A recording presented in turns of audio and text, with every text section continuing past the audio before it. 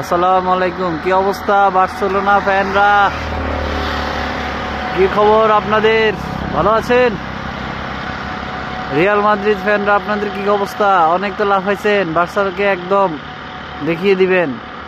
Barcelona বুঝছেন, এখন হালি ছাড়া বড়ে না। হালি অলওয়েজ যারা দেয় হালি, হালা মাদ্রিদ থেকে এখন হালি মাদ্রিদ হয়ে গেছে। এটা মাথায় রাখেন আপনারা। হ্যাঁ, আজকে প্রচন্ড ঠান্ডা, প্রচন্ড। সকালে উঠলাম, এখন দেখলাম প্রচন্ড ঠান্ডা হইতেছে। এই মাঝে মনে হলো একটু রিয়াল মাদ্রিদের ফ্যানদেরকে একটু শুভকামনা জানাই, শুভ সকাল।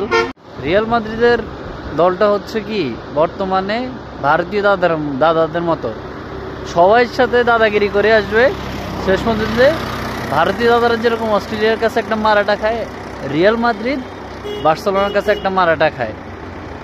সিজনের সেকেন্ড ক্লাসিও ডান। এই পর্যন্ত দুইবার মুখোমুখি হয়েছে এই সিজনে 2বার মুখোমুখি হয়ে 9টা গোল আর 2টা গোল। ইটস এনাফ, অনেক। সিজনের থার্ড ক্লাসিও দেখার জন্য প্রস্তুত থাকবেন। সামনে আসছে, বছরের 4 বা 5 মাসের সময় প্রস্তুত থাকবেন। ইয়ামাল, তার মাঝে আমি মনে হচ্ছে একটা মেসিকে খুঁজে পাইছি গতকালকে রাতে ম্যাচে। সে যেভাবে ড্রিবলিং, যেভাবে পাসিং, যেভাবে ফার্স্ট গোলটা করছে, অস্থির একটা গোল করছে লামিন ইয়ামাল। সেই একটা গোল মনে হচ্ছে মেসি গোল দিছে। আর রাফিনো, সে 5টা গোল হওয়ার পর যেভাবে মাঠ থেকে উঠতেছে, সে আগের আমার মেসিরে নিয়ে গেছে। মেসি ওই রকম রিয়াল মাদ্রিদের সাথে 5টা গোল হওয়ার পর যেভাবে হেঁটে হেঁটে মাঠটা ছাড়ছে, জাস্ট লুকিং, মানে কি বলবো, অস্থির লাগছে কালকের ম্যাচটা।